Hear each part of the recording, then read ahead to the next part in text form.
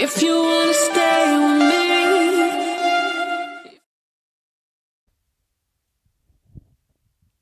Hey everybody, welcome back to the Board Game Specialist. I am Melanie. And I'm Carla. I remembered I messed up the introduction last time, so then I'm kind of overthinking it. Anyways, so episode 115, and we're doing our top 9 trick-taking game. We're actually calling it Tricky Card Game because trick-taking game, ladder climbing game, shedding game, they're all technically kind of different, but very similar. And I'm stealing this from All Play Games because they put tricky card games instead of trick taking game like on the box. So I was like, oh, clever. So thank you, All Smart. Play. So we'll just borrow that. Now we are revisiting this. If you're like, oh, I thought they had done trick taking game because we have. But there's been so many new games that's come out, and so many new trick taking games like we've been playing lately, so like, okay, we should do this list again. Yes, and we both love trick-taking games that we've Yes. I don't know if we've ever played bad ones that like the two of us together, but they're also good. There's obviously favorites, but it's such a unique type of game, which some people hate. They can't stand this kind of genre, but for me, I know it's a lot of nostalgia because I played trick-taking games as a child with my family, my extended family. We would play at Christmas. We would have a big tournament, and I can't remember which one we played, like one of the older ones, like I can't even think of some of the names now. Like even just Hearts. Or like President, it was something different, but we had this tournament set up with like all these tables all over the house, and there was 30 of us, and we would like 4 at a table. The winner of that one would play off a different table. And I remember when I was little, I would watch this every Christmas, and I couldn't wait until I was old enough to play in this tournament because it was for big bucks. Like it was like $10 pot or something. That was just like big money to me back then. But it was so fun. It's serious business. Yeah, it was like big deal. And yeah, then like my aunts and uncles were all nice that, when the kids were at the table, they would help them a bit. And, so you didn't feel stupid or anything. And it was just so fun. I loved it. But I think that's why anytime a trick taking game comes out, I'm always like, ooh, I can't wait. Because they all seem to put a spin on some of the older ones. Like they all came from, yes, there's so many unique ones out there now. Yeah. That it's just so exciting, and when a new one comes out, I'm like, "Ooh, I got to see what's the difference here. What did this one do?" So it's hard to pass up buying them as well because they're just usually cheap games under $20, and it's like, oh, okay, I got to try this one. But yeah, it's been bad as well because knowing that we were doing this list, I think I bought like at least half a dozen games. So, oh, I need more trick-taking games. Yeah. Oh, yeah. Yeah, no, I get it. And they are easy to buy for sure. Yeah. Now, before we get going fully about trick-taking game, we are going to talk about a game we've been playing lately, and then we're going to start with you, Carla. So tell me, what have you been playing lately? Well, I've had this game since I think before Christmas. It was it came out I think at the end of 2024, maybe even like around Essen or something. It's called The Gang, and now this is a cooperative poker game. And when it first came out, I actually played a prototype at Melcom last year. We got to play a couple rounds, and I found it really hard. Yeah. Michael taught us, a couple of us, and we played it near the end of the convention, got to play some of it. And then I thought, oh, that's too hard. There's no way. I don't think I could get my family to play that, whatever. But then it came out, and I kept seeing it on lists and stuff, and I'm like, oh, okay, I got to try this with my game group.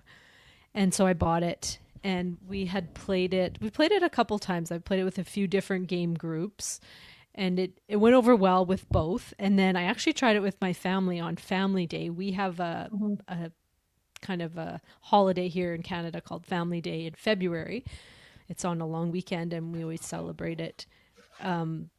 usually it's really cold that day, and so we can't go out skating or skiing or whatever. So we play games, which is just fine by me. But I mean, I do like my outdoor activities, but anytime I can get the family to play games, I'm all for it. So I pulled this one out. It was actually just my son and me and my husband. His girlfriend was away on a trip. So the three of us played it, and we played it, I think we played it 3 times, but the first couple times we played, we were, how you play this game is it's basically like Texas Hold'em, but you're just trying to rank your hands. And how you do that is you each get dealt 2 cards, and there's kind of like 4 rounds. And so in the first round, you just look at your 2 cards and you kind of decide, like, I don't have a great hand or I have a great hand, and there will be white poker chips out there, and there'll be 1, 2, 3, 4, 5, depending how many players. We just had 3. And then you might be like, I think I could have a good hand with these 2 cards. I mean, you don't know what the river is yet, like the rest of the cards. And so you'll grab a chip. So say I thought I had a good hand, I grabbed the 1, and then Chase, my son, grabbed the 2, and John grabbed 3. Then we deal out the river, which is 3 cards face up. Now those cards can be part of each of our poker hands. And so now you have basically 5 cards each, and you look, and then you're going to re-rank and go, you're going to grab the yellow chips and go 1, 2, 3, and be like, okay, now I don't have a great hand. I thought I did have like a pair in my hand, but now what came out is not, melding with anything I have. And then somebody else might be like, ooh, now I have 2 pairs, because I had 2 different cards, and now those 2 are out there. You can't say any of this stuff. This is just all internal. But so then you might grab a different chip. Then you will play 1 more card into the river, so there'll be 4. You'll grab the orange chips and re-rank, and then you'll play the 5th card in the river, and this is the final round, and this is what really counts. And so then you put the red chips out, and you will rank your hands, being like, okay, again, I'm the highest, and the other person might feel the lowest. And it's funny because you can be like, okay, I'm going to take the lowest, and then you can kind of argue and go, no, really, I am the lowest. And then the other person, well, I really think I am. And then you're kind of like, well, I don't know. But anyway, so then after you've decided, okay, I'm comfortable with this chip, you'll all flip your cards and see if you ranked them properly. And if you did, then you get to flip this safe card. And if you did not, you flip this alarm card. And you don't want to get 3 alarm cards, meaning 3 rounds of failure. You would lose the whole game. You want to have 3 rounds of success. And they don't have to be consecutive. You can win 1, lose 1, win 1, lose 1, and then win the 3rd. But you just don't want to have ever lost 3, or you will lose the whole game. Now, it was interesting because after the 3rd hand, the 3rd round where we were on the orange chip, my son, he's like, oh, I know what you guys have. And we're like, what do you mean? Like, you couldn't know what we have. He knew our hands. I'm What? like, no. He knew what we had for what we were bidding on. And I'm like, okay, what? So I'm like, okay, we're going to play this again. And so we did it again. And same thing. After round 3, he's like, oh no, you're 1. And I'm probably the 3rd and this. And I'm like, what? Like, and we won every game. We didn't lose a single hand because he knew what we had. I'm like, oh, wow. How are you doing this? And he's like, I could tell when the cards were out, and when you had it's like there's deduction in this, because it's, which I know, I mean, we tried to deduce what others had, but he figured it out. Like, he would be like, no, because when you had this down, you thought you were number 1, but as soon as those 3 cards were played, you thought then you were a 2. So I knew you must have had that. And I'm like, holy crap. Like, we all played it with some deduction, but it was unreal how he could tell what our hands were. I couldn't believe it. So I'm like, okay, we're doing this again because you just got lucky twice. We did it again. Same thing. He's like, and I'm like, wow. We didn't lose ever. I'm like, I can't That's believe impressive. this. I'm like, I feel like I need to take you to Vegas and you can count cards there. But it was crazy. But it's a really cool game because I didn't know that it would work with family, because it's not something, I mean, like, we've played poker, we've played Texas Hold'em, a few times. We're not crazy poker players or anything, but we know the rules and we know to play. But it's worked well with every group now. And like, it's such a cool thing to bring out, because when you tell someone, yeah, let's play this cooperative poker game, they're like, what? It's That just so sounds new. stupid. It's so different. Yeah. Why do I want to play poker cooperative? But then you get into it because you're like, oh, let's just see if we could do it.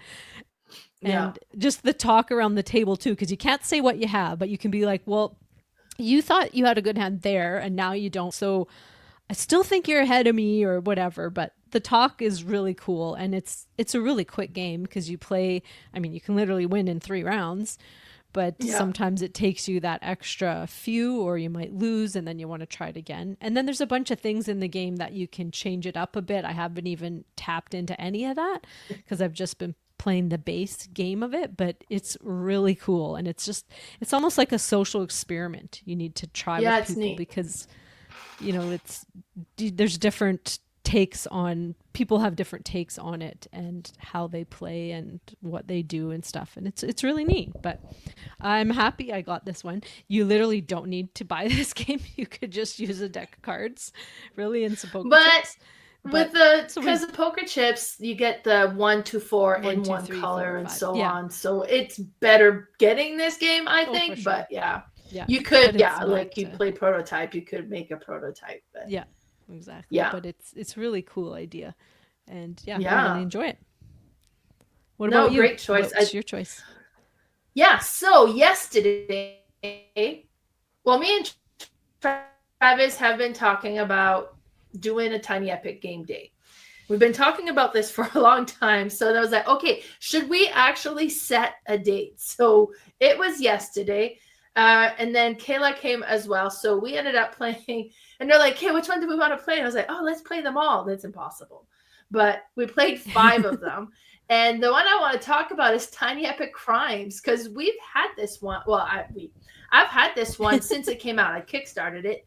And then I kind of had opened it and looked at it real quick, and just it never officially made it to the table. Like, I had watched a tutorial back then, but I never actually had the chance to sit down and play it. So we played it yesterday, and it was so interesting. Now, it's really cool with a Tiny Epic game because it seems like every time they come out, there's a new mechanism, there's a new spin on them.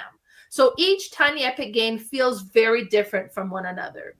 Other than there's complete, like there's a few things you'll kind of notice because they fit in a very small game. So resource wise, instead of just collecting a bunch of resource, you have a resource tracker, and you'll have one icon and you go up and down the tracker of how much resource you have. That's fairly common throughout all of the Tiny Epic games, but that's pretty much where the similarities end. Oh, and other than the boards, most of the time are made out of the cards. So with this one, it's like that. You have your HQ in the middle. You have a 5x5 grid of these cards. There's these little tokens along the side that shows what number their value, like the rows and columns have a number of value.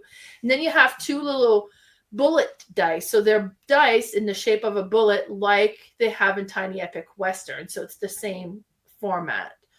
And with this one is you're trying, well, I guess the mayor's nephew was murdered, and we're trying to figure out who murdered him. But the mayor's nephew is kind of shady and was hanging out with shady people. So it's one of those shady people that killed him. And we're going around trying to collect clues to figure out who did it. Now, there's different things that's going to happen that you're trying to accomplish. And when you accomplish them, you gain an envelope, because there's 5 different envelopes plus the murderer envelope. And you take a suspect card and you slide it into the murder envelope so nobody sees it. And then there's other suspect cards are the different people that are not the murderer, basically.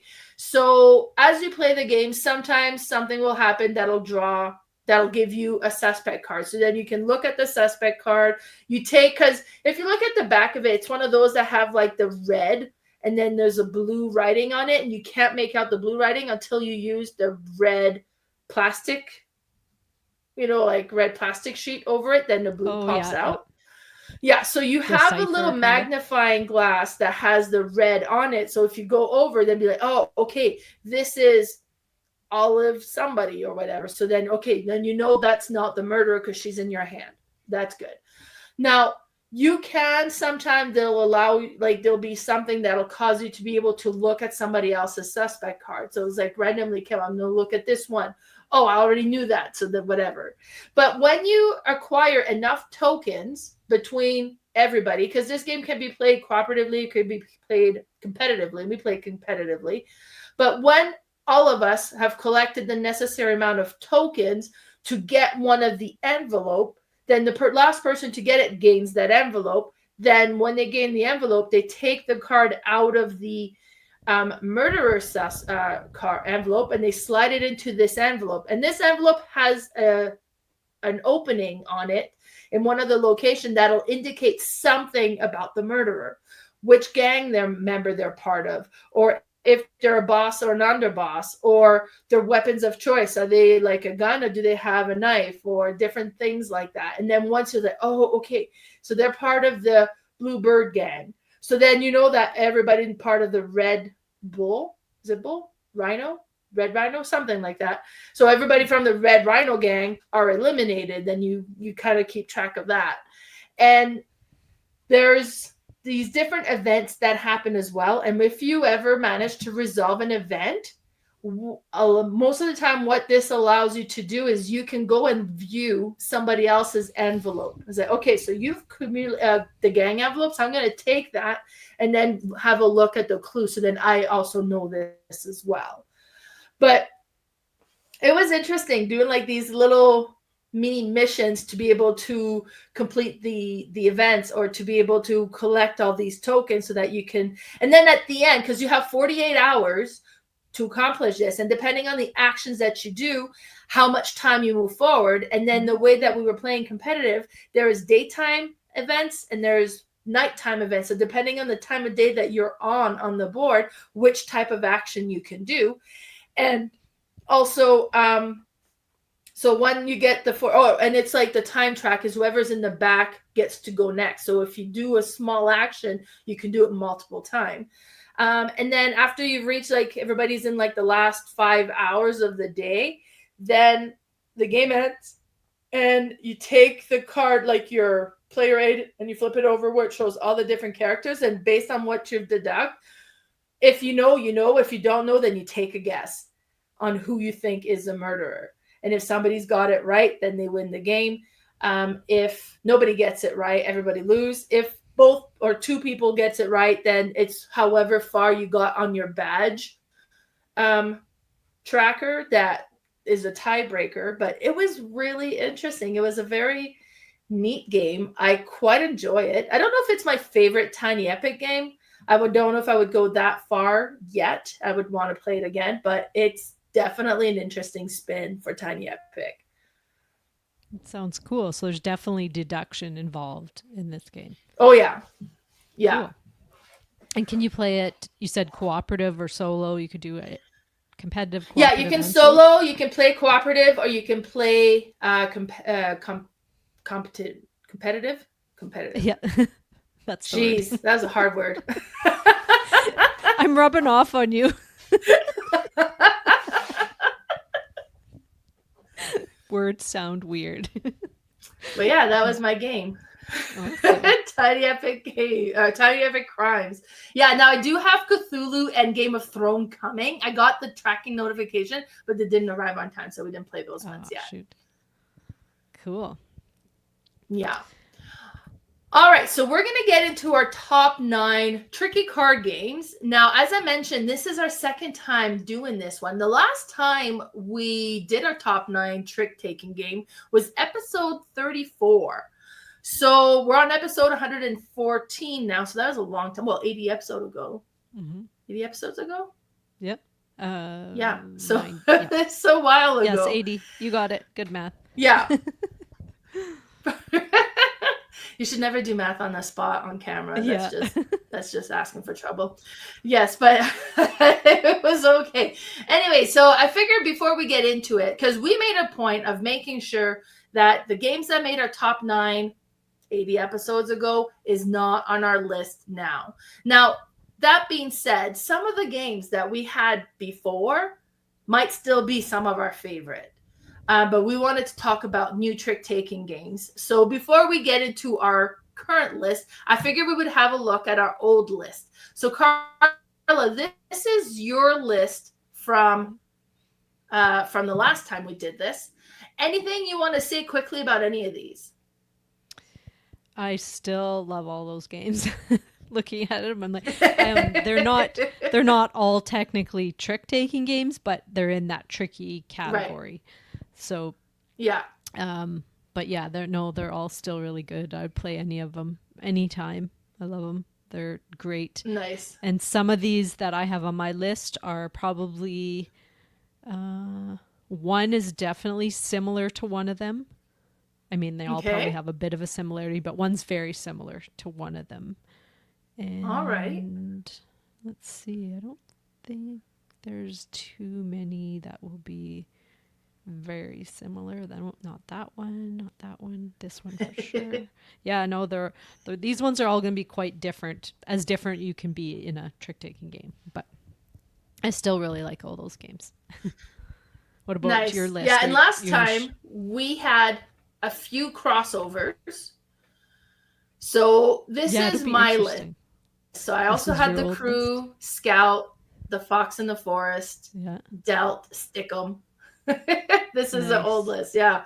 So lots of crossovers at that point. Now, honorable mention was the Bah Humbug. I don't know what there's two names to it, but the one that our friend Duncan had created. However, this one still hasn't delivered yet. We're still waiting on the Kickstarter to deck the halls. Yeah, the Bah Humbug deck the hall one. Yeah. So that was my honorable mention. It was still kind of because it was neat. It was his version turned a trick taking game into a deck building trick taking game, which is like I have not come across this. It's so clever. I loved it.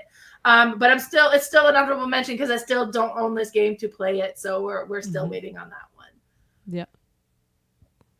Yeah. And then the Dwarf King I played again recently, and then that one was still one of my favorite. And then that was cool. 5 Cucumbers, Vampire Queen.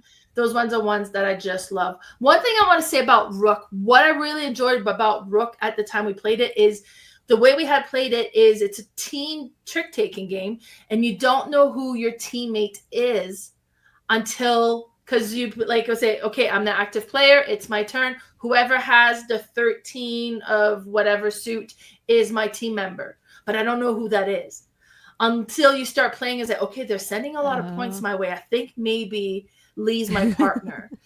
Or until they play the card that I had called for. So it was so interesting that way. I really enjoyed that one. Yeah, that's cool. Awesome. All right. Well, so let's get into it. Going to get started with our top 9. Tricky, we're going to start with you. So what is your number 9? So my number 9 was also a Christmas game that we played a couple times. This one's called Ghosts of Christmas. Now last year, I think it was a 2023 game, or maybe, no, it was 2023 because I remember it coming out and I'm thinking, should I get that? I mean, it's a Christmas game, so how often am I going to play a trick-taking Christmas game? And then this year I kind of thought about it, and then I'm like, oh yeah, I need it. It's a trick-taking game, and there's not many Christmas games, so I bought this. And we played it before Christmas at one of our get-togethers, and we kind of played it a bit wrong the first round, but then we kind of figured it out. But by the time we figured it out, we were kind of done. And then we did try it one more time at my house. Now, this is such a unique one because you are playing a trick into the past, into the present, into the future, and you can choose when you want to play that. But the first person to play one into each time zone, I'm going to call it, that will decide the lead of that trick, basically. So it's interesting because at first when you play it, you have to play it to figure it out, kind of. Like, it's not like someone could teach you the strategy of this game. You have to play it to believe it, kind of. And so say I were to have led and I play a card into the past, and I play, say, that green 6 right there. Well, then we're going to flip the disc of the past to green. So we know that green is going to be led. So if I were to have played a really high card, I would most likely win that trick, right?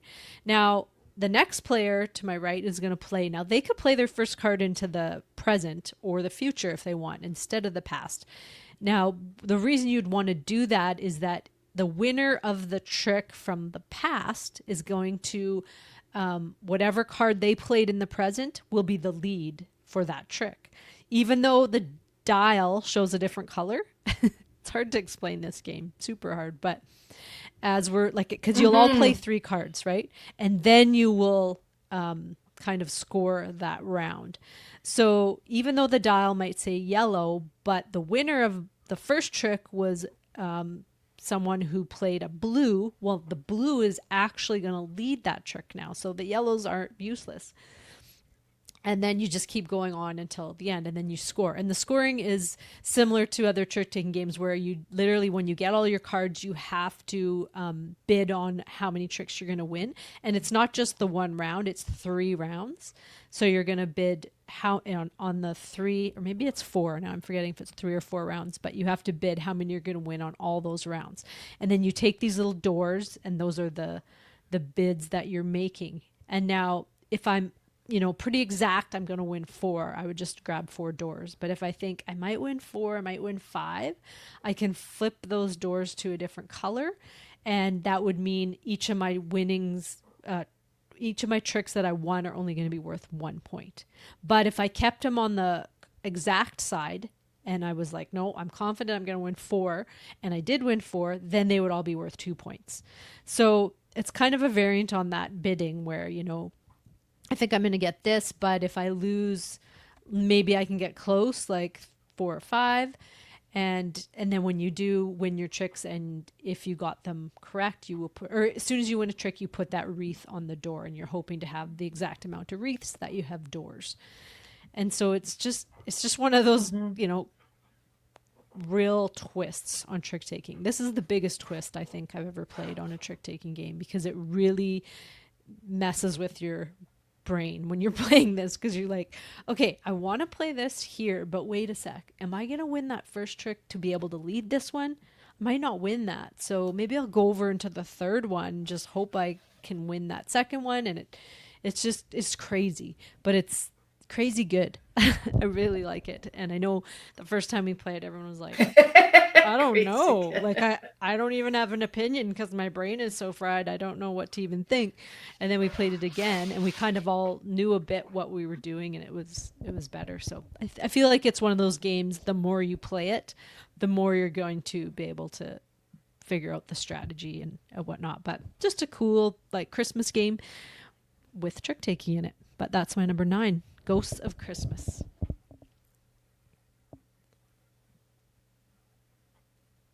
Yeah, I found this game so complicated to grasp. And it is like, because it's so unlike any other trick-taking game, you really got to understand that this game is 2 parts. First part is you're setting your 3 hand that you're going to be playing a trick-taking game. And the first one to place them one at a time kind of dictates what other people have to put on that time frame as well. So if you put a green in the past and another player has a green card in their hand, and they want to play in the past card, they have to follow suit if they can. On the disc, so then they'd be like, well, maybe then I'll put a green in the future so that now I don't have a green, so I can put whatever I want now in the past, or whatever is kind of dictated there, right? So, but it kind of dictates what you need to play. But once you play the hands, then what had been dictated may or may not be what had won the trick and what is suit for the trick taking. So it's a complex version of a trick taking game. It is interesting. I quite enjoyed playing it. I dread trying to teach this to new players. Yeah. It took us a while to figure it out just from the 1-page rule book. So yeah, it's not something you'd want to pull out with. Right. Yes. It wasn't a simple grasping one. Yeah. No, for sure. All right. My number 9 is an old style trick-taking game, and that is Wizard. Actually, I was at an event, or I was hosting a game, and said, oh, Melanie, do you have Wizard? I was like, yeah, I do. And I went looking for it, and I didn't own it. So I was like, well, that's not right. So I ended up purchasing this game. So then I do own it. Now it almost looks like a traditional deck of card, except that you also have 4 wizards cards and 4 jester cards. Now the jester cards, if it's in the hand, will automatically lose. The wizard will automatically win unless there's like other jesters or other wizards played that might mitigate. If there's already a wizard played and you play a wizard, then you won't win. The first wizard will win. But this is also one where you bid on how many tricks you think you're going to win. And if you bid correctly, then you get bonus points for that. And then otherwise, every trick you win is worth 10 points, I do believe. But the other thing that's interesting is first round, you get 1 card. Second round, you get 2 cards. And then third round, you get 3 cards and so on. So you get more and more cards into play. And then the suit is flip randomly. You kind of flip a card and that's the going suit. Unless you're on the last round and there's no extra card in the middle, then the first card played is the suit. But it's an almost like it's an almost traditional trick taking game. It's one that's been, it's a bit older, but it just has enough variety that really keeps it very interesting. And this was like the first time I had played a game where you're trying not to win tricks. Like traditional trick taking game, you're trying to win tricks and you're trying to win as many of them as possible. But when you're bidding on tricks and be like, hey, well, I think 3. Okay, I just won 2. Okay, I don't want to win at least a couple. So you're trying to play not to win a trick. That's like a whole different spin on trick taking. And this was one of the first game that kind of introduced that to me. And it was really neat. So that's my number 9, a wizard. Yeah, this one was definitely on my short list. This was probably one of the first modern, I'm going to call, trick-taking games that I played. And I really, really liked this one. There's actually different versions of this game. I have an actual artistic one where it has actual nice, like different wizards and different mages and stuff on every card, and it's really cool. But it plays the same way, but it's such a good, this is a really good beginner trick taking game, I feel, because there's not a whole lot of twists and turns in this one. It's, basically you have your basic trick taking game with your trump is set, and then you have your wizard and your jester, and there's really no other rules involved. So this is a really good beginner one, and it's still really fun. I love this one. I still play this one on BGA as well. Good choice. Nice. All right, my number 8 is a trick taking / party game. Now this one I had kickstarted, and it's actually a game that was like one of the I think they're called like Asian game series or something, and they've brought it over to North America finally. And I received this game, and it's just like it's a bigger box for a card game, but the reason is because you have these tarot-sized cards that have sleeves, and then you pull out the card and you have to write on them. And why you have to do that is because you're going to take a set of these cards and you're going to give your partner, depending if you want to go to the left or the right, a category. And so you're going to give them a category like ice cream flavors or something like that, or best trips I've ever gone on, vacations kind of thing. And everyone's going to have a different category. And then you're going to write like whatever category was given to me. I'm going to rank those into 1 to 5 basically. And so say it was ice cream flavors and I were going to rank them. My favorite one would be on the number 1. And then my worst one would be on actually there's 5, and then there's a hate symbol, like a heart with a crossed out. And so my worst flavor of an ice cream, maybe a bacon ice cream or something stupid like that.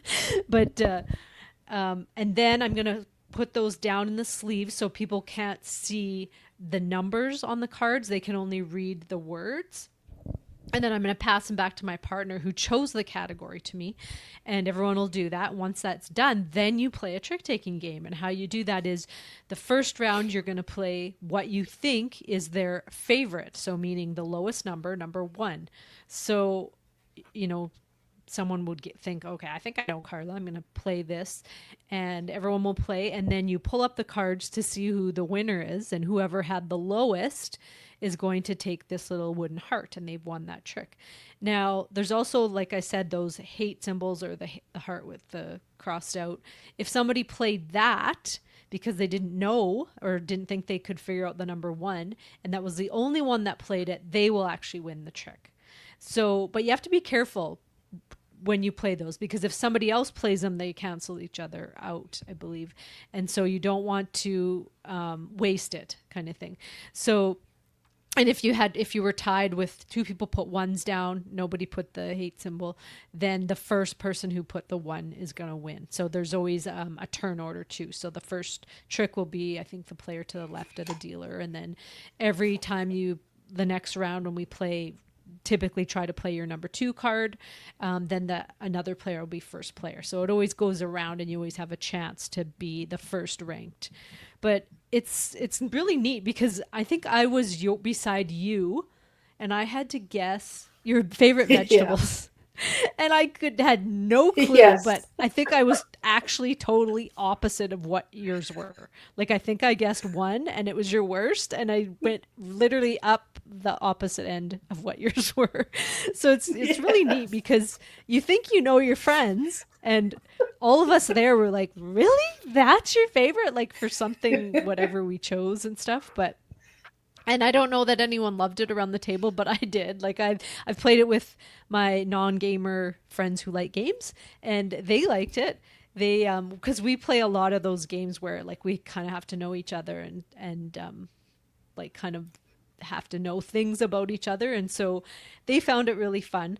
Maybe it's not a game for gamers, maybe it's more just like a better as a party game, but I really liked it. And it's just maybe the fact that it's a party game, but it throws in that trick taking, so it makes it interesting for me instead of just like, oh, what's your favorite this, it makes you have to think about it and really try to play it.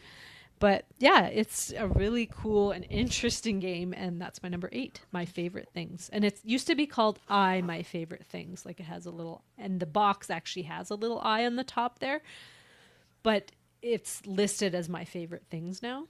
I mean, the first, before they brought it over to North America, that's what it was called. But yeah, so what about you? What's your number 8? Yeah, so my number 8 is one that I acquired recently, and I bought that for our winter Christmas games. Oh, it's not just a winter game. Well, all seasons are represented with this one, but it just gave me a winter vibe, and that's Holly Oak. And what I really like about this one is because you're playing your 4 suits are the 4 different seasons. So if I start with spring, everybody has to play spring cards if you can. If you can't play a spring card, you can play a summer card, and it changes the season. So if you play the summer card, it changes the suit, and now Trump is summer. But if you played skip summer and you played autumn, then it didn't change the season, so you don't affect the suit. So I thought that aspect was so interesting as to, like, okay, so is it going to stay spring? Is the season going to change? And like that whole concept of it, I thought was really interesting. I find the artwork was super pretty. Now, one thing that's interesting as well is not every card is worth points. So it's not one that if you win the trick, you win the points. Is you're trying to win the tricks of cards that have stars on them. Now, some higher cards will have, some lower cards will have. You can kind of tell the number has a square around it. So you'll notice that 0 is worth points, but it's going to be extremely hard to win a trick with a 0. Unless you're the last one and manage to change the season, then so it had really interesting aspect to it. And I thought the artwork was super adorable, and I quite enjoyed the changes this season. So that is my number 8, Holly Oak. Awesome. Yeah, I did like this game too. I'll be talking about one that's very similar to it in a little bit here. But right now, my number 7 is one I do not own, but I did get to play at Car Treat. Not this last Car Treat, but the one before in October. And this one is called Rebel Princess. Now, I did order this one, but it's just kind of on a merge order, so I won't receive it for a while. But I did love it. Now, this game is a spin on the traditional hearts trick-taking game, where you're trying to not win tricks, but if you do end up winning them, you want them all, kind of thing. And how this one portrays it is that you will play cards, and your theme behind it is you're all princesses. And so you're going to this ball and you're trying to avoid the prince is not princesses, the prince's proposals. So you're trying to not have them propose to you. And like, I don't know, it's just such a funny theme. And how you do that is you're trying to win no tricks with princes in it. Not princesses. It's hard to say this when you're just on a audio because princes sounds a lot like princesses. But and there's different suits in this. So there's these pets, there's the princes, and then you have all these different things. But the other twist on this is every round there's a card flipped and it changes the whole round. So it might be like everybody's going to pass 3 cards to the right, or everyone's going to pass 2 cards to the left. It might be you can never, or like a certain card is actually the highest card on the whole round, like a 2 or something. Like it's really neat because there's 5 rounds and you see these cards laid out, but you can only see the round card that you were playing. So you don't know what the other ones are yet. And then on top of it, you're all going to get a princess ability. And so this princess ability is really cool because it's something that can literally change the way you play the game. And sometimes it's a one-time thing and sometimes it's for the whole round. But it might be like I get to choose who leads this next trick. So, you know, you could have that person who's just playing hot cards and they're like or winning or losing depending if they're trying to shoot the moon. That's another thing in hearts. If you win everything, it's called shoot the moon. And so in this one, if you win all the princes, then you have shot the moon and you get a bunch of points. So you don't want somebody to win all of them. You want them spread out because they're negative points. And so if somebody is winning all of them, you might be like, okay, hold up. I'm using my princess ability and now you're not going to lead. That person is going to lead or I'm going to lead.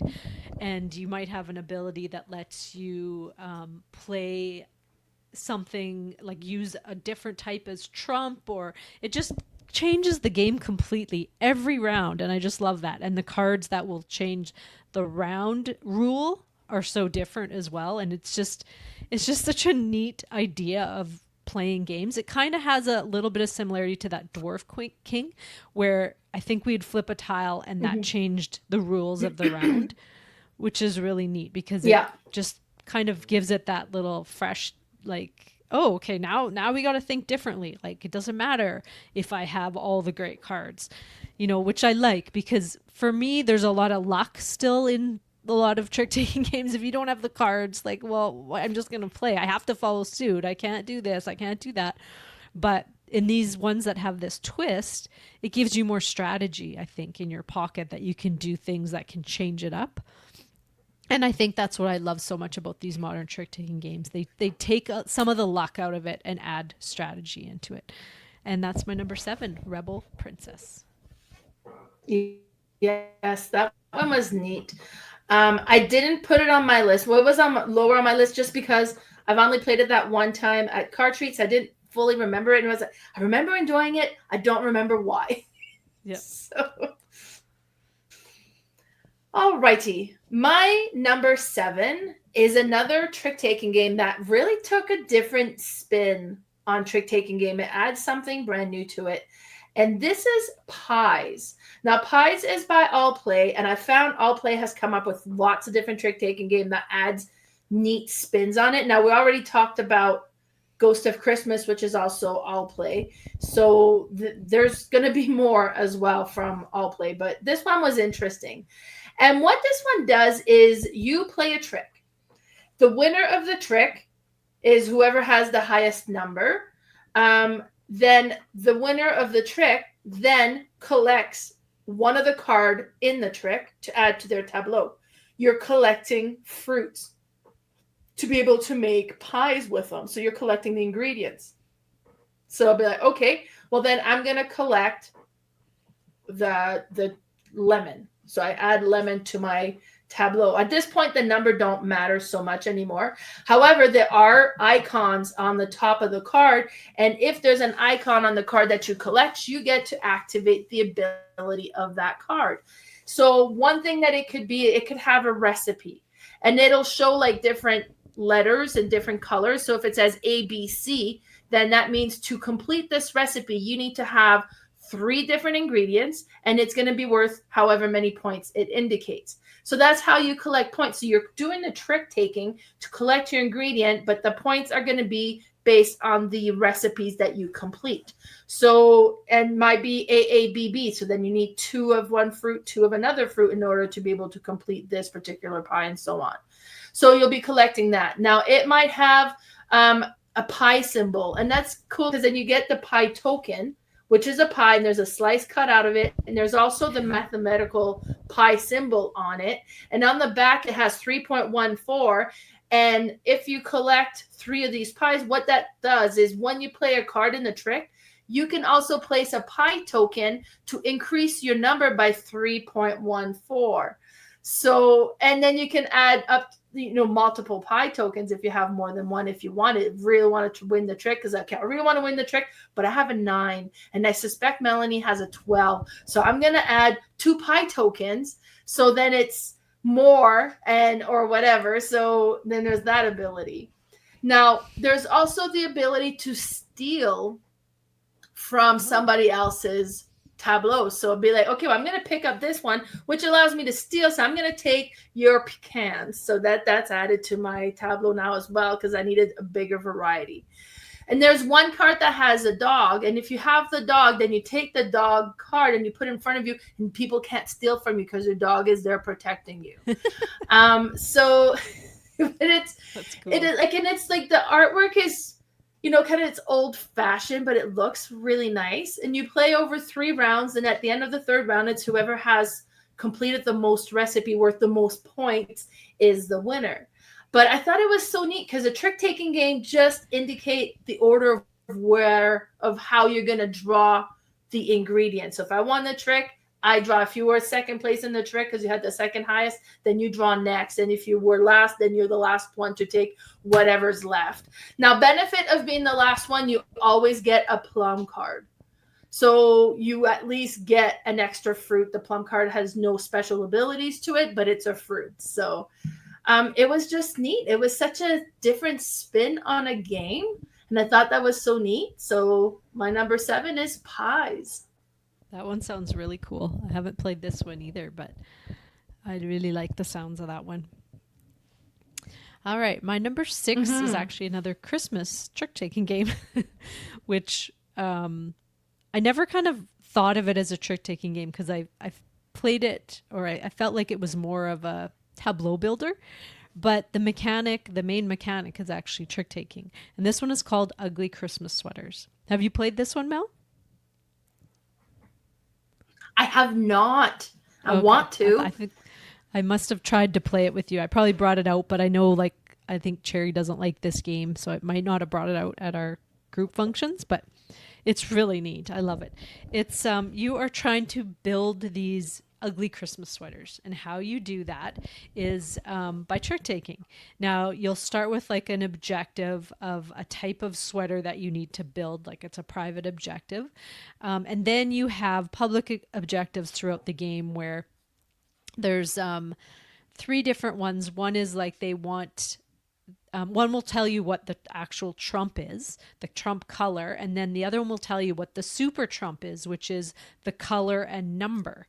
So there's 2 kind of things will be the power cards, but then it'll have like preference, like the style of this season is like they want to have all Christmas trees, but they want blue Christmas trees, and because those are suits, like there's like bells, Christmas trees, snowmen, etc.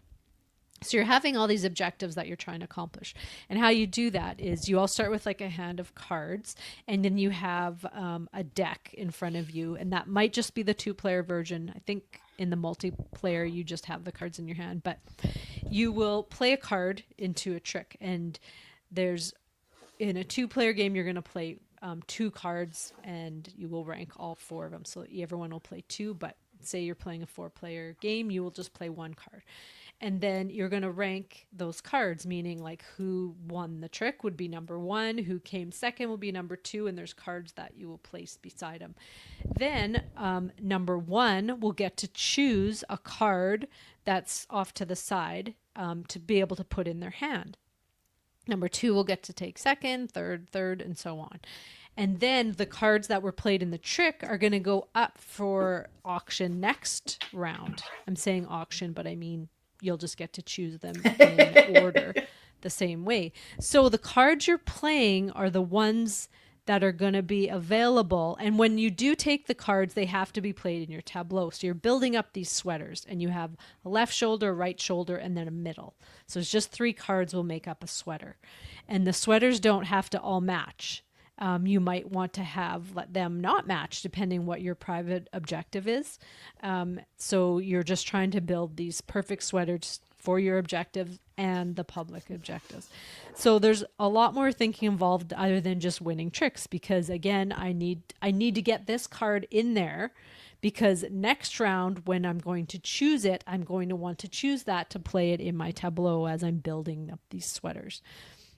And it's so neat because it never works out perfect. You can never get all your sweaters perfectly how you want them, but you can also play over top of what you've put down. So you might have something like, I had to put this here. You can start as many sweaters as you want as well.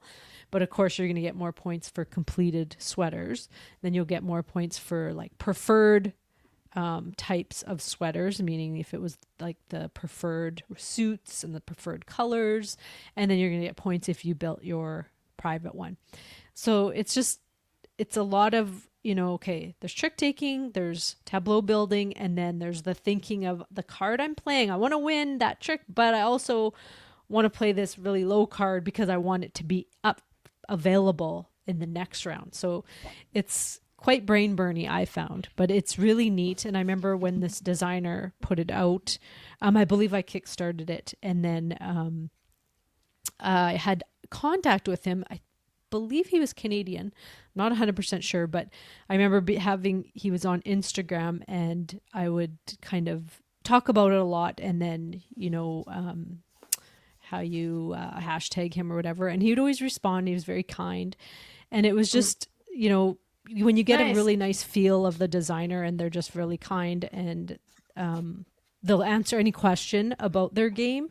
I always love that, because that means they're really involved and they really care about the game. They didn't just design it to throw it out there and make money. They were just like, it felt like it was like something he loved and wanted to do. And I mean, you don't hear about this game that much, but I feel like it's one of those really underrated gems out there, and it's just really cool. I think everybody should give it a try to see. But it's my number 6, Ugly Christmas Sweaters. I can tell this is one I would love. I know I will. Yeah, I think I just you would. need to get it. Yeah. Nice. All right. My number 6 is another all-play game that has another complete spin on trick-taking game. And this one is the first time I saw trick-taking game with dice. And that is Mori, or Mori, or whatever, however it's supposed to be pronounced. But with this one is you're playing trick-taking, but before you do that, you roll all the dice and they get sorted depending on the flower that they are. And you follow suit. And if you can't play the one color, then you, or the trump is Okay, and I've played this with you a long time ago, but you play cards, and then what trumps the suit that's been played is the one following on this chart. And it's like the next suit would trump this color.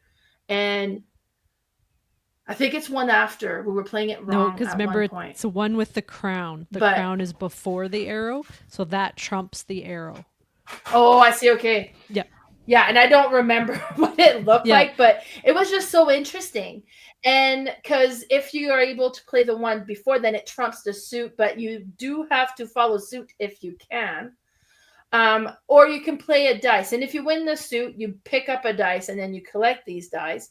And then everybody also has a couple of X cards or X dice, which allows you to skip a trick. So you could be like, no, I'm going to pass, which you might want to do so that you don't give points or, so you don't collect the cards. Because if you're going to win a trick, you collect the cards. Some cards are positive points and they have little leaf symbols on it, but some cards have little skull symbols on it and they're negative points. So you're trying to avoid those ones. And it could be like, oh, you just played that one. Oh, I would win. Okay, I'm going to play my X card. I don't want this or whatever it is. But then you can also play the dice as well. And I think, am I correct? If you play a dice, you can go off suit? Yes, you can play out of, you don't have to follow suit with an X or a dice, but the dice are actually zeros. Right. So they're helpful if you can use it as a trump. Yeah. But if not, it's like a slough. But it's still nice because you might not have to play your good card. You can just play a dice instead. Exactly. So it's really cool. Yeah. Yeah. So the whole thing was so interesting. The artwork is really neat. I really like the look of it as well. And this is the first time I've seen a trick-taking game that includes dice. So I thought that was super neat. But yeah, so that one is my number 6, Mori. Good choice. Well, my number 5 is also a all-play game. They just hit it like out of the ballpark with these trick-taking games because they've just pumped out a bunch of real beauties. Now, this one is a 2-player trick-taking game, and it's called Sail. This one I had wanted for so long. I was so excited to play it. I tried it out with a friend. She didn't like it. I tried it with John. He was like, it's okay. I still am going to pull it out again and somehow like glamorize it to him because I really want to play it again. I know you would like it if you haven't played it, but have you played yours yet? Because you have a copy, don't you? I have played it. Okay. Me and I played it together, yeah. Okay. I really like it. But it's really cool because you are trying to sail this boat from one point to another. And it's kind of like a campaign game. You can start at the learning game and then just carry on, and it just gets harder and harder and harder. But how you play this is you're pirates. And you always start with this a theme, you start with what's it called? Like a player power, basically. And Scenario? So everyone starts with that. Oh, okay. Yeah. Because you'll have one pirate each of them will do something different throughout the game. Like they'll have like a player power, but you have a hand of cards and then you just kind of play tricks. And as soon as somebody wins 4 tricks, that's the end of the round. And then you will hopefully move your boat along the sea. And how this happens is when I play a card, you have to follow suit, but depending what you play, whatever suits we play, a certain thing will happen. And there's like a nice player aid card that shows like if we played 2 wheels, I'm going to call them like the boat wheels, then your boat will move straight. But if we played an anchor and a wheel, and these might not be the proper things, but then it'll move kind of diagonally. So you're trying to direct this ship with your trick taking, which is so cool to me. Mm-hmm. But another thing is sometimes you're going to take damage. And when you take damage, you have to take a card off this like Kraken pile kind of thing. And once those are removed, then you take big damage and you get these like low cards into your deck. And so when that happens, it's harder to like move where you want to move. And along this path of where you're moving, there's all these obstacles. So you have to kind of move around them. So it's not like it's just easy, like, oh, we get to go, let's go. You have to move them a certain way. And I just find it so cool. And just the fact that, okay, I have to play this suit, but, oh, and there's another thing. In the beginning of the game, you get to give each other a couple cards. So that way you can be like, okay, well, I don't want to hold all this one suit because then we can never play the pair of this suit, which will let us move a certain way. So I'm going to give you some of these cards. And then you might be like, well, I have too much of this other suit.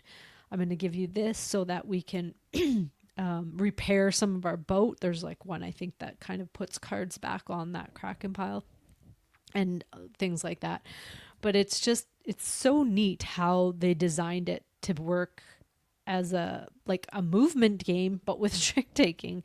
I just find it so fascinating. And they're actually coming out with a legacy version of this game. It's coming to Kickstarter, I think, in spring, which I'll never get my side to play, but I know I don't feel like it'll be a long one. So I feel like it's probably, one of the shorter, maybe, 5-10 game legacy, where I find those are a lot easier than, those 24 games that you have to play. And these ones are so fast. They're literally, 20 minutes a game. So if you pumped out like 3 or 4 of those, you're kind of halfway done the campaign in this one.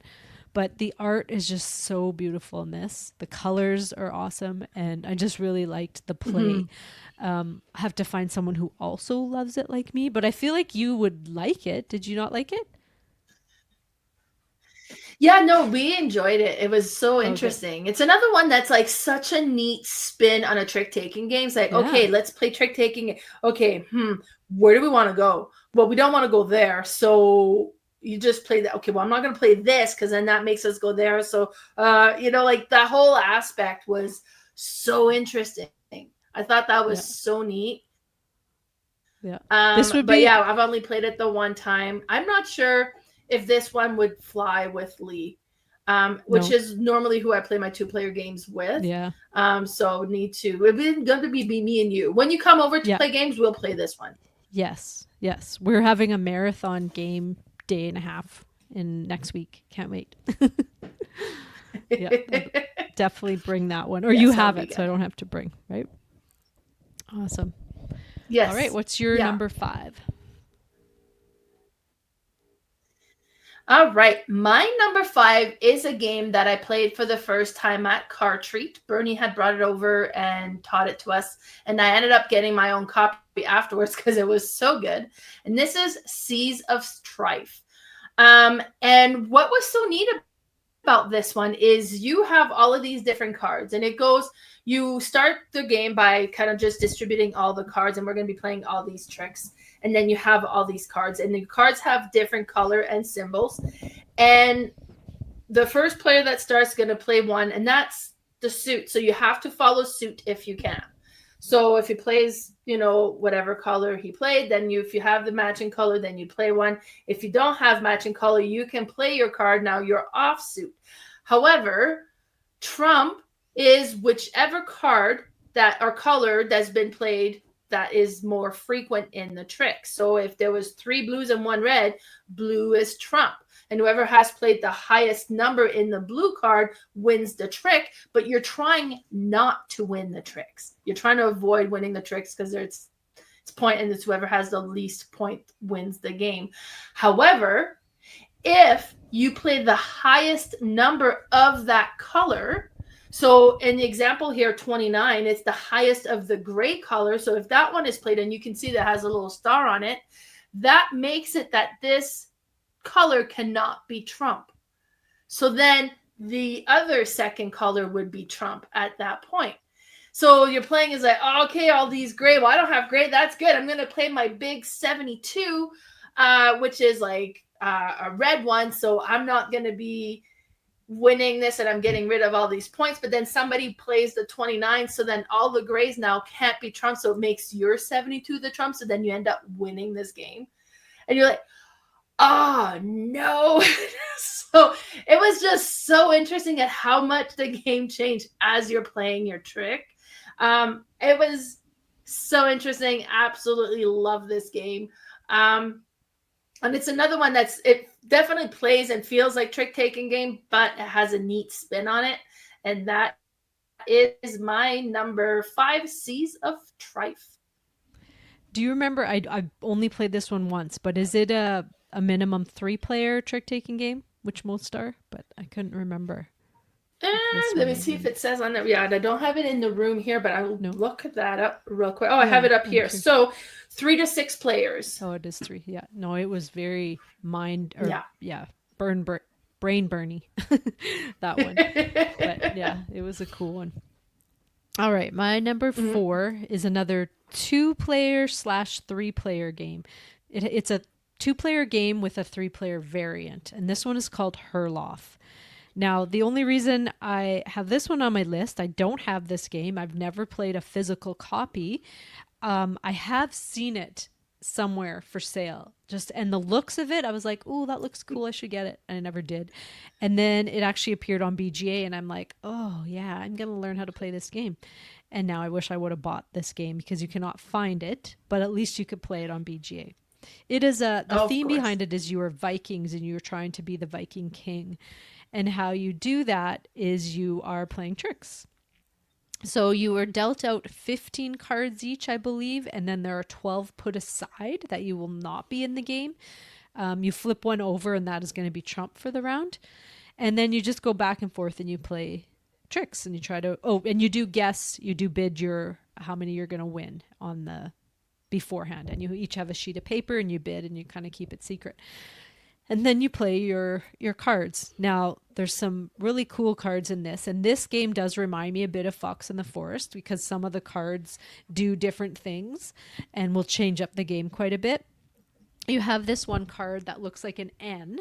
It doesn't have the art on it. Every other card has like Vikings and they all have a different suit, which is color. And they all have different pictures, which is neat. And the art is really nice. But the N card, if somebody plays, whatever you play, if you put an N down after, then that makes the trick, that lets you lead the next trick. So in a normal trick taking game, if somebody's just playing, say they have all trump and they just start playing their trump and winning all these tricks, you can put a stop to it right there and go, no, this is going to be played. I'm not winning it, but I'm going to lead the next one, which is nice because sometimes that happens to me in the luck ones where I just don't have the card, so there's nothing I can do because I have to follow suit. I can't play my trump or I don't have any and I just have to follow all what's being played. So that's nice. Then there's another card that looks kind of like 3 mountains, and what that does is if somebody also is playing, they're playing some other high trump and you don't have any of the ends, you can play that and it just negates the trick. It goes away. Nobody wins it and nothing. The other player will still lead, but they may have guessed with their high cards, I'm going to win this many tricks. And you may have just said, nope, that one is not going to be won. And so you could have really messed up their bid. Then there's a few cards that numbered cards that do different things. If you ever win a trick with a 9, then the next player will lead. If you ever win a trick with a 1, which is very hard to do because you'd basically need to win with trump, then you get to steal one of the other player's tricks. So and when I say you may get to, because you think, well, why wouldn't you want to? I mean, depending on your bid, you may not want to because you're close to your bid, or you might be way behind and you're like, yes, give me here. Then there's a number 3 that lets you pull a card off the top of the deck and swap it out. And then I believe a 6 lets you steal one of the cards from their hand and then give them one back. It just kind of throws, a few little things into it, kind of like Fox in the Forest. But also, and then at the end of the round, if you have met your bid, you get an extra 10 points. You still get to get points for each trick you've won, which is nice. And you don't get negative if you don't, which I like because it's very hard to bid what you're going to win in a trick-taking game. The other thing in this is if you usually play up to 50 or 10 rounds, whichever is first. One other little rule is if you win 3 or 4 tricks, I believe, you get a little bonus as well. So even if you had bid 7, you didn't win it, you ended up winning 3 or 4 tricks, you get that little bonus for points. So I've been playing it on BGA. I really like it because it's just one of those quick games. And as soon as you learn the rules of the numbers, then it's really easy because you're like, oh, okay, well, this guy's got such good cards. Well, I'm going to like make him play out his good hand, or I'm going to change it, or no, I'm going to negate that trick right now. He's not winning that one. He probably thought he was getting all those. And it's just a really cool thing with a really cool Viking theme, which I love. So that's my number 4, Herrlof. I don't even know if I'm saying it right. If the H is silent, or maybe it's Herrlof, but really cool. It looks amazing too. I love the look of the cards. I know. And they're green. Like, what could be prettier?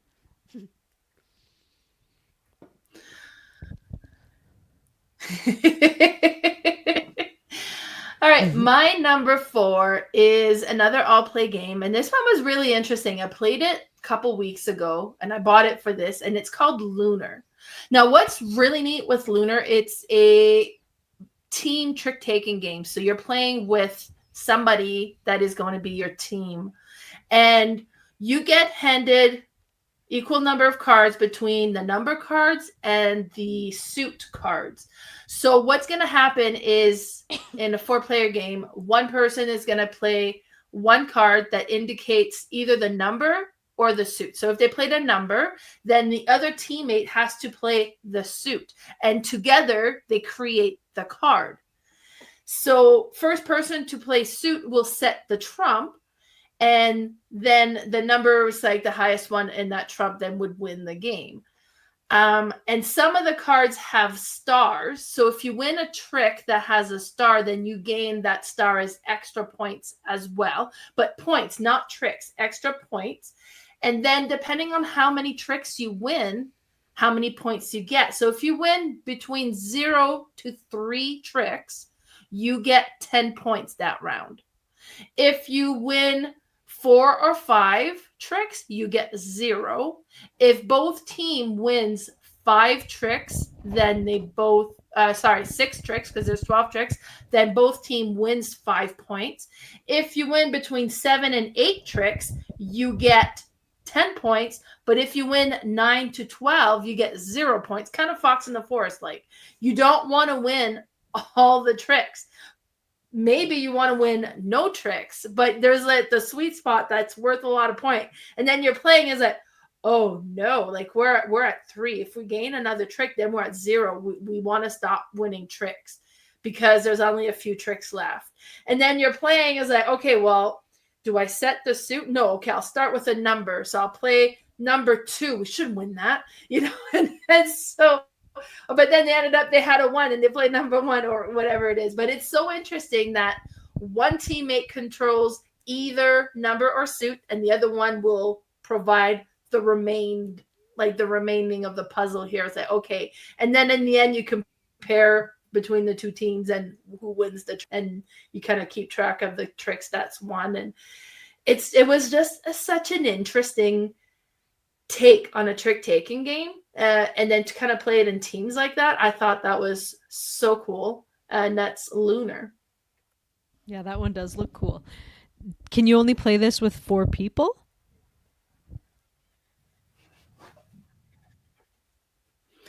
There's a way to play it at 2 players as well. And instead of having a partner, you draft a card from like a public, but gotcha. It's 2 or 4. Oh, okay, cool. Yeah, no, it looked really interesting, but it probably plays better at 4, so I would have to play that with someone. I don't know if I would purchase that one, but it does look really neat. And you can play this one on BGA as well, I know. So I'll have to learn that one. My number 3 is a crossover, and that is Mori. Now, I just played this again the other night with my brother and my sister-in-law, and actually my dad too. We played it with 5. My dad is a traditional trick taker. He's played, ever since he was little. Him and his brothers still play. And he got so frustrated with this game. And here I thought, oh, this is going to be perfect. He knows the base of trick taking. Well, him and my brother whined the whole time about, well, it's like we don't want to win tricks. And I'm like, No, it's like that. You're right. You don't want to win all the tricks, especially at the beginning. They kept leading off with high cards. And I'm like, you're going to win all the skulls. Everyone's going to deal you the skulls and their X's. And so they kept doing it. And then my brother after kept going, like, I was winning the tricks, but I didn't win the game. I'm like, because you had the skulls, we kept telling you. And my sister-in-law was just cleaning house. I didn't have great cards. I kept having to follow everything, but she would just wait until like mid-round when all the skulls were out and then just win everything. She would leave because she'd have like great cards and dice. And it's such a neat game though, because it has that similarity to Hollyoak where you have that trump that will follow, like there it's the season and here it's like the color, which you have this little board that shows what trumps what kind of thing.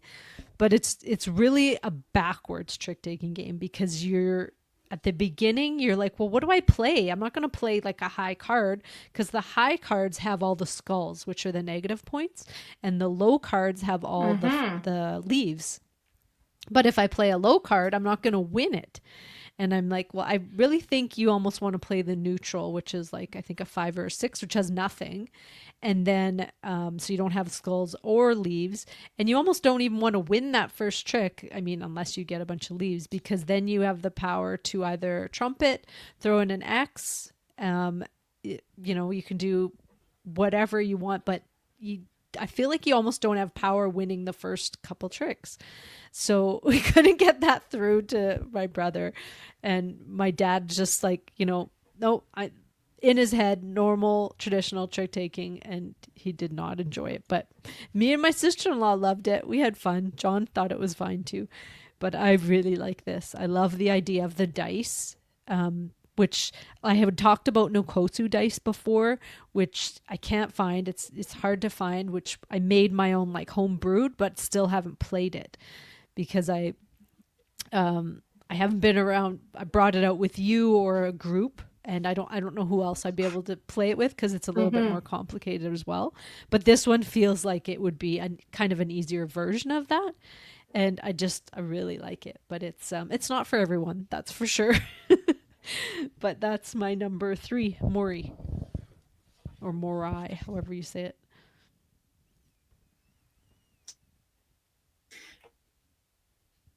Really nice. No, good pick for sure. All right. We call it Mori. And I was like, oh, would it be? I don't know. Oh, then it made me question it. My number 3 is an worth mentioning in trick-taking game, and that is Cat in the Box. Now, what's really interesting with Cat in the Box is it's a trick-taking game, so you're going to be playing cards and suits, but the cards only have the numbers. And when you play your number, you decide which suit that card is going to be. But if you play a suit and you say, okay, well, I'm playing a 4 and it's the red 4, then the red 4 is taken. Now, there's 4 suit colors, but there's 5 sets of numbers. So you can create, I can't remember what it's called. It's called some sort of fancy science What's name, but right, it's going to bug me. Paradox? Is it a paradox or something? Paradox. Yes. You can create a paradox if you play a number that you are not able to match up, and that's bad. But this is another one where you're going to bid on how many tricks you think you can win, and then you're going to play the cards, and as you play the cards, you're assigning different color to the numbers you're playing, trying to win tricks and so on. But then also at the end is the tokens of where you've placed to assign the suit to the card. You will score the cluster, and I always forget about that. I never create any clusters because I get so caught up in the trick taking aspect and the color that I need. That's like, oh yeah, we want to create a cluster in there as well. But so there's that going on for it also. This is another one that it's not a simple game to explain. It's got mostly new gamers would probably struggle grasping the concept of this. Once you kind of power through that, it is not a super complex game. It is very interesting, and it's a neat, fun game. But it's just interesting how you got all these cards. You have no idea what the suits are going to be because it could be any of them. But if you play multiple, like blue gets played a few times, now you're running out of blue. Okay, well, I'm going to need to assign different colors, and so all of that gets very interesting. This is another game that I don't know who came up with this, but it is a clever design. This is such a cleverly designed game, and it's impressive. And that is my number 3, Cat in the Box. Yes, I do like this game as well. I don't have anyone to play this for sure, but I do really like it. You can play it on BGA. It's another mind messes with your mind type of game where you're like, what do I do? Oh, wait, yeah, I have to try to connect those, but I'm not going to worry about that. I'm going to play my cards, and then all of a sudden you're all over the place and you haven't connected anything. So it really messes with your mind. But it's like you said, who designed this? Where are they getting these ideas from? They're just crazy. Right? Really good game. These evil geniuses. Yes. All right, my number 2 is another 2-player trick-taking game, and this one is called Lone Wolves. Now, as soon as this one was talked about, I knew I had to have this one because it doesn't, it's a twist on it that you don't always want to win a hand because you want to be the one who lost. And the reason that is you have this game board in front of you that has 4 areas. They're like 4 different terrain. And you have a bunch of different tiles on those. And when you play a card, you're going to play it to one of those areas. And you'll play it on your side. So you'll kind of put it in front of, say, the number 1 terrain on your side. Then the other player is going to play a card. They have to follow suit if they can. But they don't have to play it in that area. They can play it in any area. And if they have a higher suited card than you, the same suit, they will win the trick. If they lose, they have to flip their card over, and it just becomes a 1. And it's like a neutral 1, basically. It's a lone wolf. And so what that means is it only gives them 1 power to that area. Where, say, I played a 6 of like a black suit, I have a 6 power to whatever area I played it to. Now, because they lost, they are going to take one of the little chips off that area.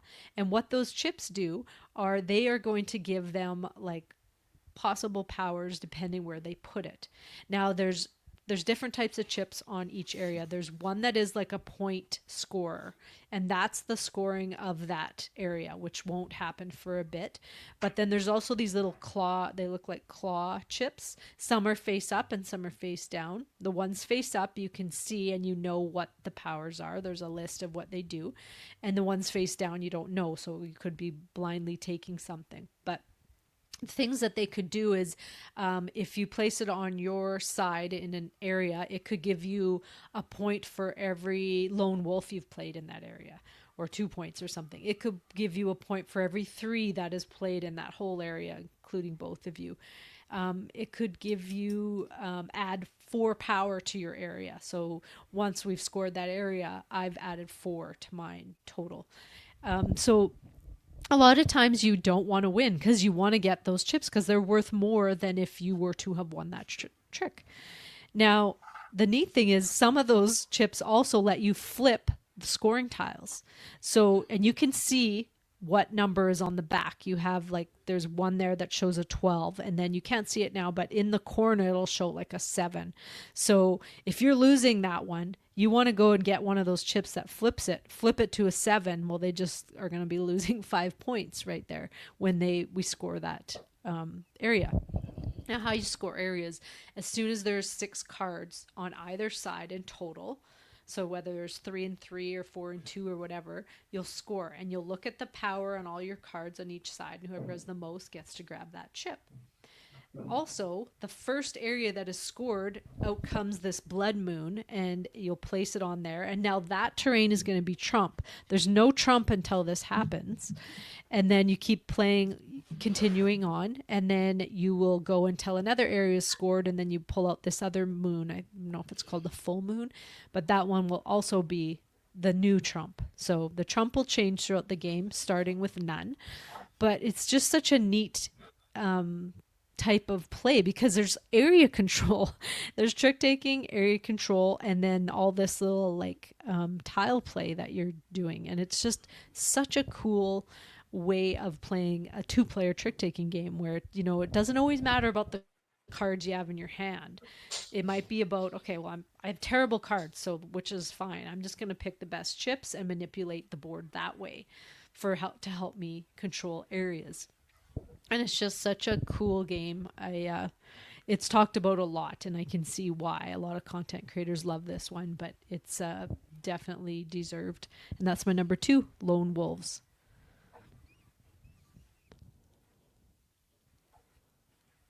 Neat. Yeah, that one looks pretty as well. All right, my number 2 is a game that I bought based on this one just because it just looks so cool, and that is bacon. So it's like the titles, it's delicious, it's crispy, it's bacon. So this is a trick taking game based on, like, it has like a 50s diner feel to it. And each card has like a recipe, and it'll be like, okay, well, you're making like eggs Benedict or whatever, and it shows like all the different ingredients and the images around the card, and then it put together, it's like your recipe or whatever. And that is just all fluff. It has nothing to do with the game at all. It just helps build the theme, but I think it looks so cool. What's interesting with this game is you can play it individual or you can play it with teams, and it's a shedding card game. You're trying to discard all of the cards you have in your hand, and you have the menu of what you can play. Now, you have to follow what the first player has done. So if the first player plays a single card, then you have to play a higher single card than they did. But you follow that format. You can play a pair on that. However, there are specials on the menu, and those are special combination that you can play to win that particular trick. And then there's like quads. So if you have 4 of the same numbers, you can play that. That would be worth a special. That would be anything that's under the combo side of the menu. You have straight flush, the quint, where it's 5 different numbers, stretch flush, but you can't play more than 6 cards at a time. So you got to keep that in mind. Now, it's tricky because if you get rid, like the goal is to get rid of your hand. So if you play something that'll get rid of lots of cards, that's great. But then you end up with like only 3 cards, and it's going to be really hard to get rid of those 3 cards if the other players have maintained like bigger plays and they're doing like, okay, well, I'm doing 4 of a kind. Like, well, I only have 3 cards. I can't play 4 of a kind. I was like, I'm doing a run of 5. And it's like, darn it, I only have 3 cards. So you kind of still... You got to be careful with that. Now, where it gets interesting is first player out. If you're playing individual, first player out takes a token. It's worth 2 points. And we were playing 3. It was worth 2 points. Second player out gets 1 point. Last player gets nothing. So you kind of want to be out as soon as possible to get the point. Now, in teams, if you're playing team, only the first, if the first player to go out, that's going to be the team that is going to score. And the amount that they're going to score depends on where their teammate goes out. So it'd be like, okay, I'm out. So we're going to be the one that scores. I need you to go out now.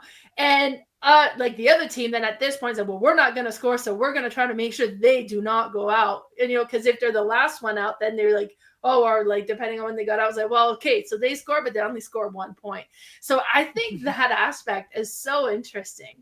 Now, this is just a retail copy. So you have like the little cardboard pieces of bacon. There's like the little frying pan that you put the scoring tiles on, or that's like the first play or the active player marker or something. But you can get like the deluxe bits where you get like little wooden bacons and stuff, which I think would be completely worth it. But I think like this game, sorry? Oh, I just said that's cute. But yeah, so, super cute. Such a cute game. But this was just one that was so satisfying to play. We really enjoyed it. And one thing I forgot, there are 2 wild cards that you have as well that you can play. It was just so neat. It was just such a neat trick-taking game, neat spin on it that I quite enjoyed it, and that is my number 2, Bacon. So I'm counting here. You have 1, 2, 3, 4 all play games so far out of I 8. know. Half of them, yeah, they've done a great job at picking games. All right. I have a sneaking suspicion we might have a similar number 1. Maybe, maybe not. But my number 1 is Xylotar. Now this one we had played, I'm going to say a prototype, but what it actually was a homebrewed game of another game, which this is remade of.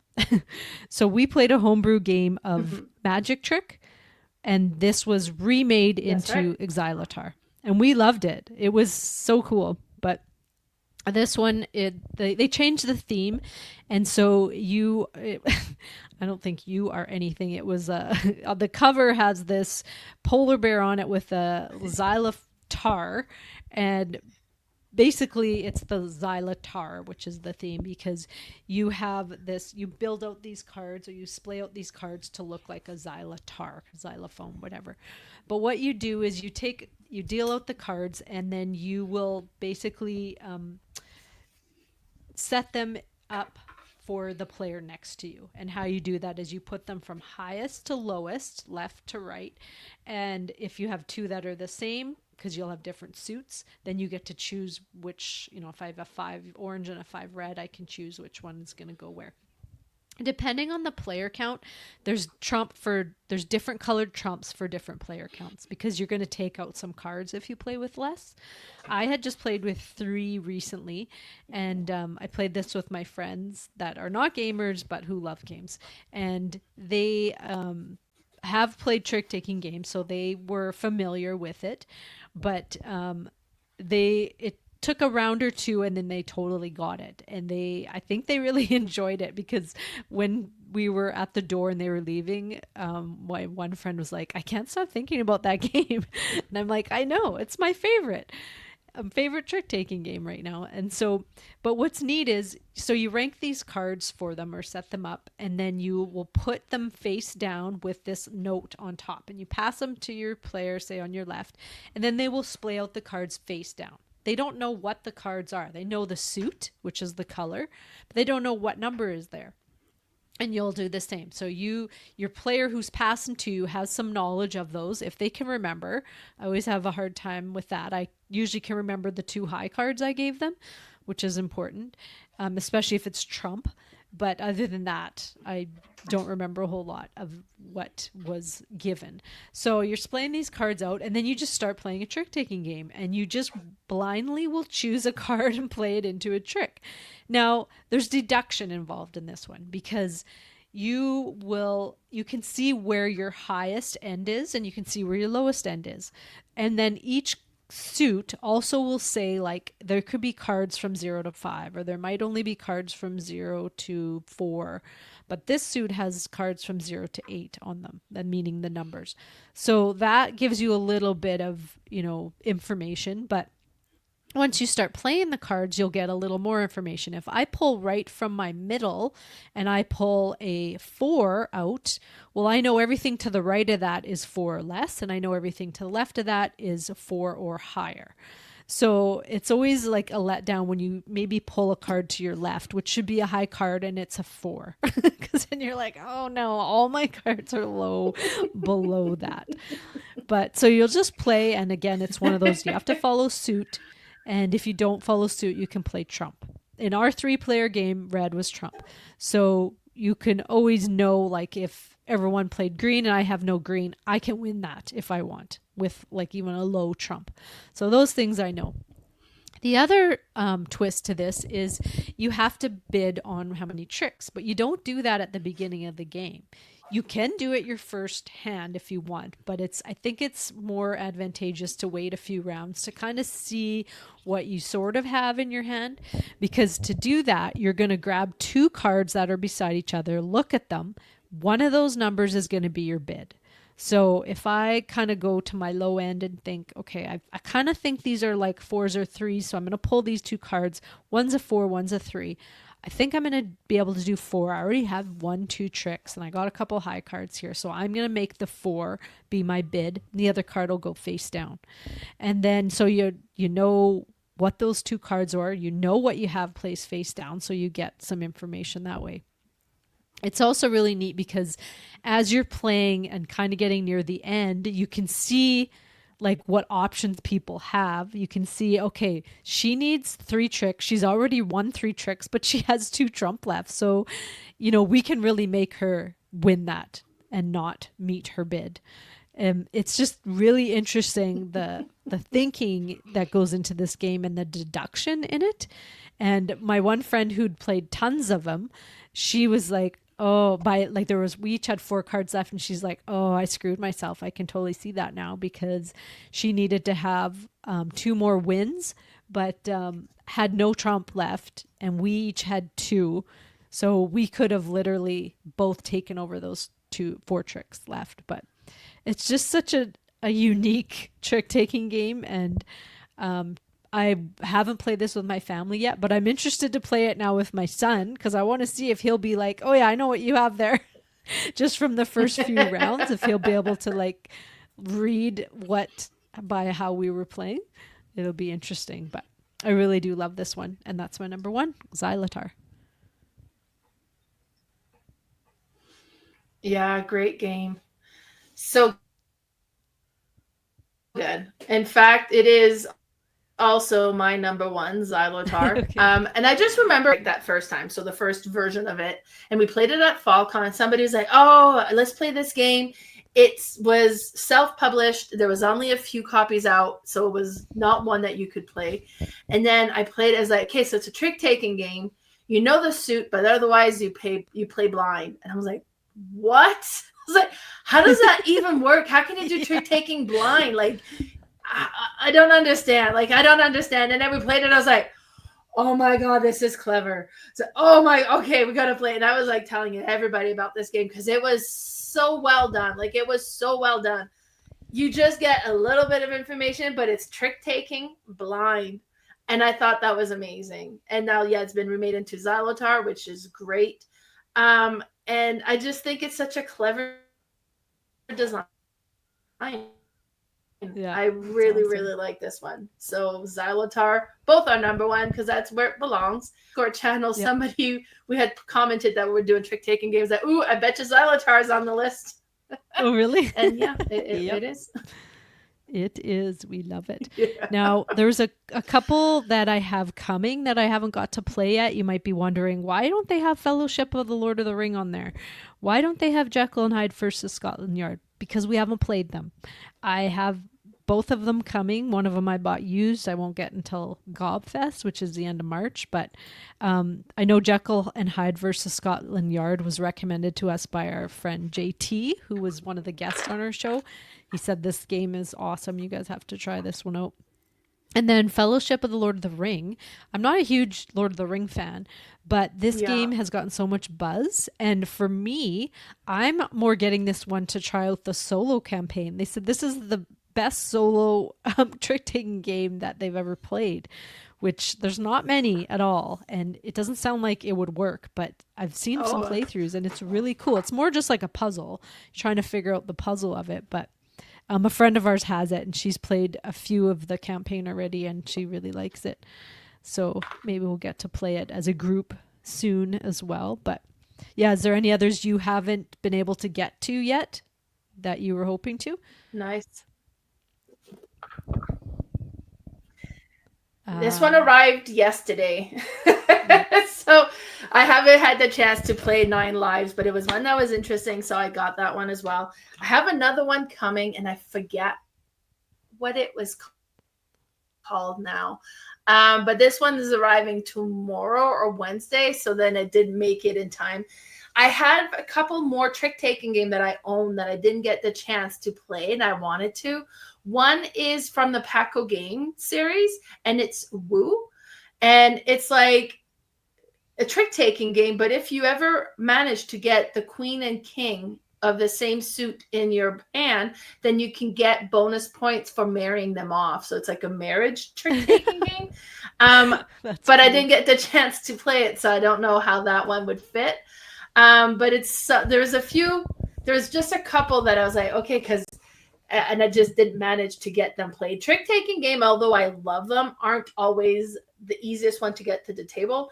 I have another one, Questeros, that I wanted to play, and it's these tarot card games. But the person that was playing with at the time was like, "Oh, we could play this one." She's like, "I really don't want to play with tarot cards," so we didn't. And then that's something that some people might kind of feel that way about those, but those are in fact tarot cards. You could use these as tarot cards. It's a tarot card deck that they've designed to be a trick-taking game as well. So I thought that was cool about it, but not everybody's gonna feel that way. So there's still so many more trick-taking games I want to play. Yep. And a lot coming out this year as well. Yeah, we'll have to do a third trick-taking game list here down the road at some point. For sure. And also, I wanted to point out, because like trick-taking game is gaining so much popularity because it's so good, but you're seeing it more and more as a mechanic in games, like in Arcs, for example, where that was like the action selection of playing that game that I thought was so cool. I really thought about putting Arcs on my list, and I was like, I'm not going to, but I'll bring it up just because I think it is so interesting to see trick-taking as a mechanism, a part of a bigger game. Mm-hmm. And there's also Brian Boru, which is another game that has that as the main mechanic, which I've only played once. I would love to play it again. Chris, one of our listeners, taught me that game at Car Treat one time, and I played it and I was like, I don't even know. Did I like that game? I don't know. But thinking back, I'm like, I really want to try it again because it was really neat. But yeah, no, that's neat. Yeah, it's neat that you're seeing it around more and more. So next episode, we adventure games. So adventure, think of games where the story develops. That's kind of what we mean by adventure. So whether it's a dungeon crawl or not, but like something where it feels like you're on an adventure. So we're going to be doing our top 9 adventure game next episode. So that'll be exciting too. But before we call it quits, Carla, where can we find you? I'm on Instagram at boardgamespecialist, all one word. And on Facebook, I have a page called Red Deer Board Game Fanatics. What about you?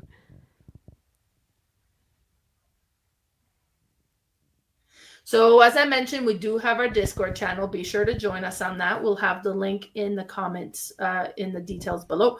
I also have an Instagram at Mel's_boardgame_room. I also have a Facebook page called Mel's Board Game Room, and my YouTube channel is Mel's Board Game Room. Oh, and I also joined recently Blue Sky, which is Mel's Board Game Room on there as well. Nice. So thanks so much for tuning in, everybody. We'll see you at the next one. Bye for now.